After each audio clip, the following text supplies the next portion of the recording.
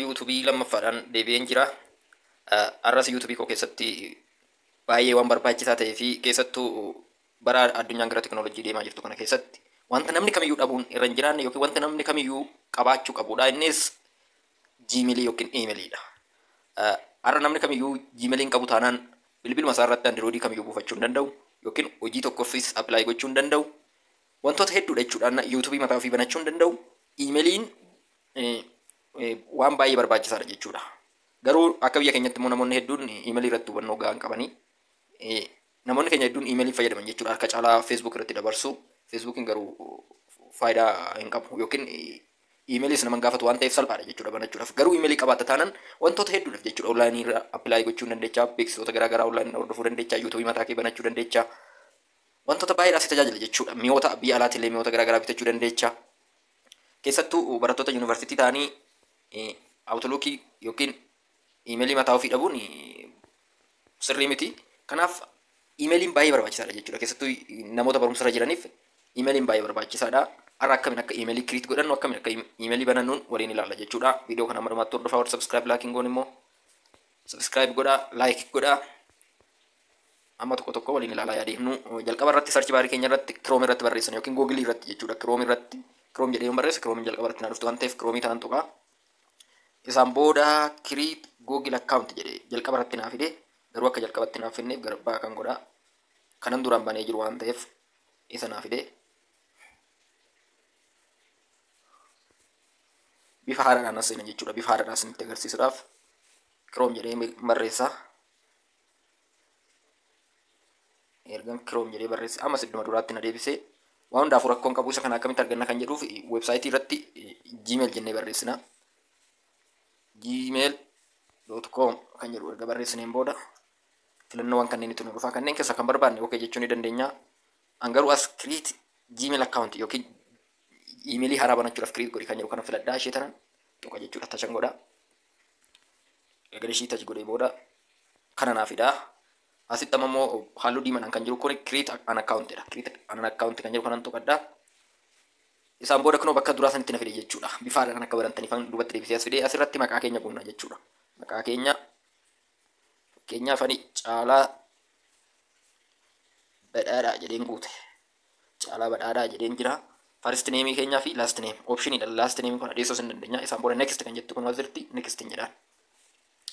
Amma immoo basic information enter your birthday and gender jedha. Guyyaa dhaloota keenyaa fi genderii keenya gashina. Month kan jettu sana waan tokko akkasitti filannoo dannaa fida. June jechuun nan danda'a. Barbaanne filachuu dandeenya jechuudha. Asirraa ani amma June waan filadheef rakkoo hin qabu. Guyyaa immoo gaafa guyyaa meeqatii kan dhalatte yoo jedhu gaafa guyyaa 5 bara 1996. Kana jechuun guyyaa abbaa yookiin bara dhaloota keenya guunna jechuudha. Inni lammaffaarratti argamu gender jedha. Gender kan jettu tanas tachu gaafa goone filannoo nu fida jechuudha. Female, male, rather, not say, custom jedha. Kanaaf ani male jedhee filadhaa. Warri dubartoota taata female warri taata male jechuu dandeechu. Isaan booda ammas next kan jettu jirti next jedhaan. Next kan jedheeni bifootan ittiin emailii koo barreeffachuu danda'u naa fida. Choose your Gmail address, pick a Gmail address or create your own.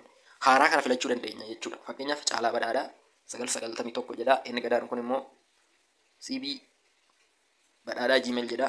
Yookiin create your own address yookiin haaraa uummachuudha yoo barbaanne immoo isa olii kana keessaa an biraa dhiinne yoo uummachuu barbaanne isa gadaanu kana filannee jechuudha. Asitti emailii barbaannu san barreessuu dandeenya. Nama fakkeenyaaf Caalaa Badhaadhaa jedheen barreessa. Inni asii kun Caalaa Badhaadhaa jedhee 991 qabaani garuu isa biraa dhiisuu waan barbaadeef Caalaa Badhaadhaa qofa jedhee jira. Ofitti by default danuu Caalaa Badhaadhaa @gmail.com kan jedhu immoo ofumaa waan naa fideef next jedhaan jechuudha isa booda. That username is taken. Kana jechuun namni biraa kana dura maqaa kana fayyadameera jechuudha. Kanaafuu kana fayyadamuu danda'u maqaa kana jijjiiruun qaba. Kanaaf maqaa kana jijjiiruudhaaf isuma inni jalqaba irratti naa fide san 99 kan jedhu kana bahee filachuu danda'a jechuudha.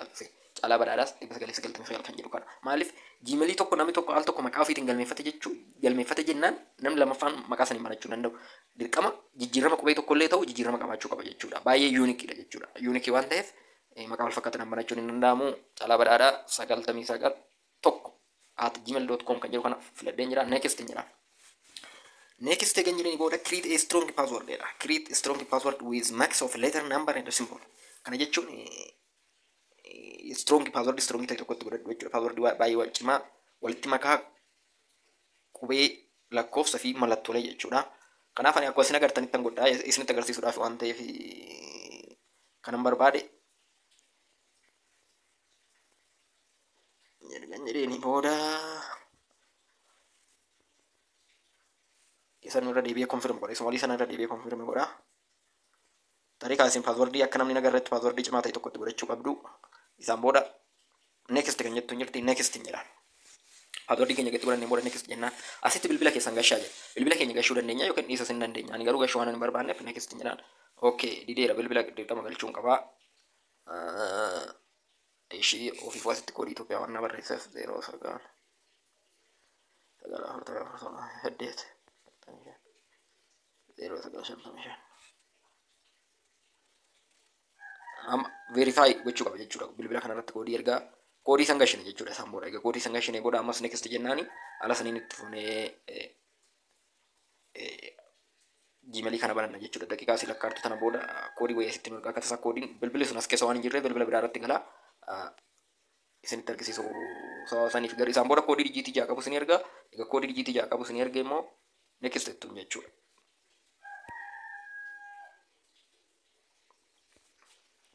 Kana steepii kana deemtanii Gmail banachuu dandeechuu waan naaf dhaggeeffattaniif galatoomaa.